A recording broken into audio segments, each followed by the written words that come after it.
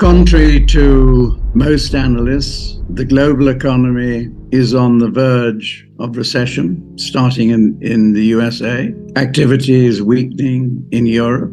Activity in China is soft. But against that, we've got the interplay of geopolitics. What we see evolving is the long-held view of America to dismember Russia to gain control of its natural resources. And at the same time, the evolvement of the BRICS group of nations and how they are developing a separate trade and currency platform has started to alarm policymakers in Washington. Because if the BRICS is successful in launching what they call the unit, then it's the beginning of the end of America's hegemony and the domination of the dollar, and thus America's ability to mold the world into the way it wants. Gold represents true value. If you go back to as far back as you want to and relate gold to any counterparty you want, its value remains constant. So what we're seeing in the big rise in gold prices is an expression of the fear that the global system is failing and possibly may even collapse. It's the safety valve. But at the same time, BRICS's new currency unit, which is called the unit, will be backed 40% by gold and 60% by the currencies of its member countries. Member countries now comprise 10, but probably within 3 years, it will be as many as 50. So at the moment, the member countries account for 38% of global GDP, but in about 3 years' time, it'll be well over 50%. So you can, in very simple maths, you can say that 38% of global GDP, i.e. around $40 trillion, will no longer be using the dollar.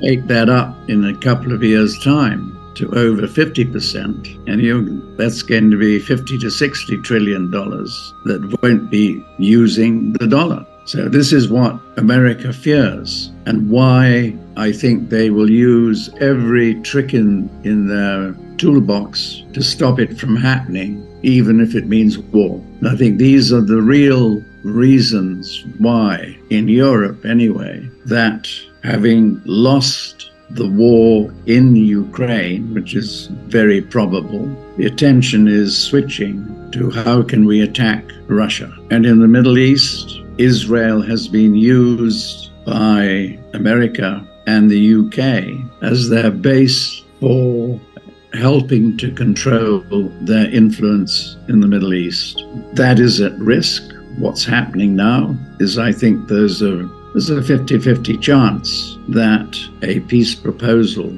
is being worked out for a hostage and ceasefire arrangement, which, if all goes well, Netanyahu will announce in his presentation to the joint houses in Washington in July. It will be sold as a permanent deal. The probability is that it won't last throughout 2025. It will have done its job for domestic politics in America and domestic politics in Israel. However, the focus is turning towards attacking Hezbollah. America doesn't want to see that, publicly anyway. Iran has been a restraining influence, but Israel sees it as a threat to its existence. Some 60 to 80,000 residents along the northern border have had to be relocated elsewhere in Israel.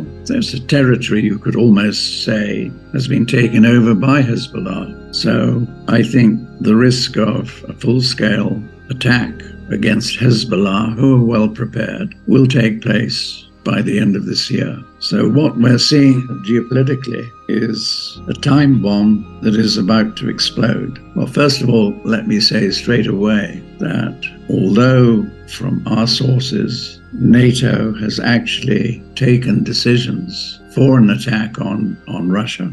At a meeting in early May between NATO and government representatives, the NATO guys suggested to the government representatives that they should encourage their population to stockpile essentials like food. From Russia's point of view, obviously they are fully aware of the risks of attack or have prepared themselves. And interestingly, they are setting up in friendly countries, giving them the ability to attack American assets wherever they might be, such as in Iraq, by arming the Iraqis so that they can attack American bases. And probably we'll see it in Asia as well. And it wouldn't surprise me if there is a sudden implosion in Ukraine, i.e., a rapid defeat of the Ukrainian army, then the focus may well switch to the Pacific,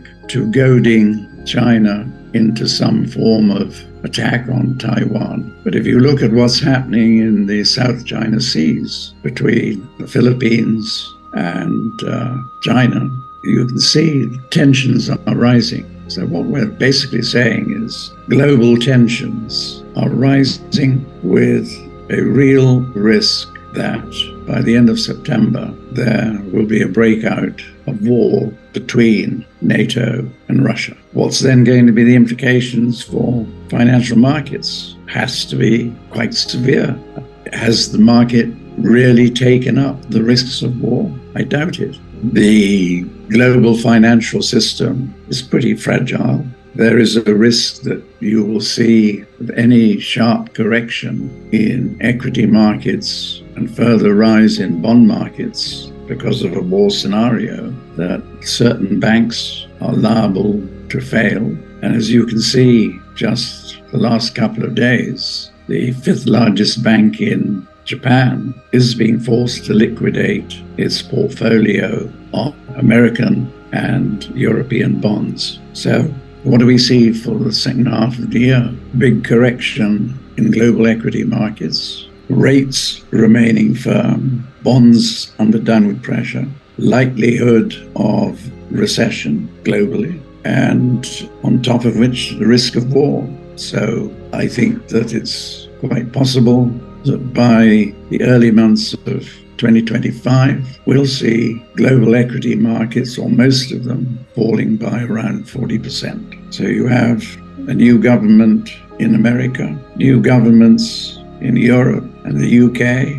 There will then be a calibrated stimulus, fiscal and monetary, which will lead to a very inflationary-led recovery, with the dollar beginning to fall seriously, inflation taking off. So from equity markets falling sharply into the early months of 2025, and likewise base metal markets, then with all the stimuli which will be prodded into the global system, then we have the final takeoff, with equity markets about doubling in the space of 18 to 24 months. Likewise, base metal prices from their lows in early 2025. All seems hunky-dory, except that inflation has taken off. US inflation around 13%, global inflation around 15%. What do the bond vigilantes then say? Horrible. So we see, taking US 10-year treasuries as an example, we'll see them yielding by mid-2027 over 10%. What will that do to the global economy, which is highly leveraged? It will crash it. So then what follows will be 5-odd years of either depression or rolling recessions, when asset values other than gold and silver will collapse. A lot of people are very bullish, for instance, on copper. They talk about EVs, the green economy, data centers, etc., etc.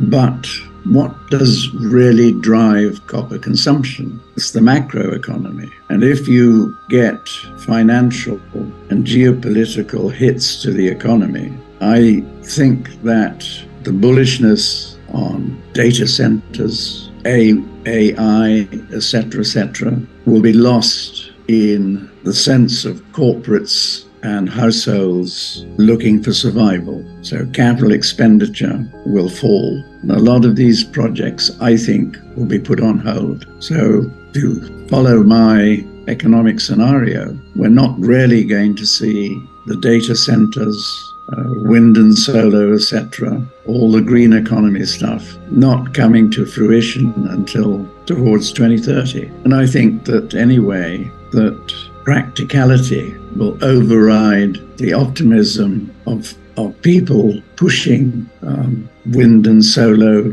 and EVs. It's much more likely that we will see a return to demand for fossil fuels. Wind and solar have their uses, but they cannot be the bulwark of your grid system. Weather conditions are volatile.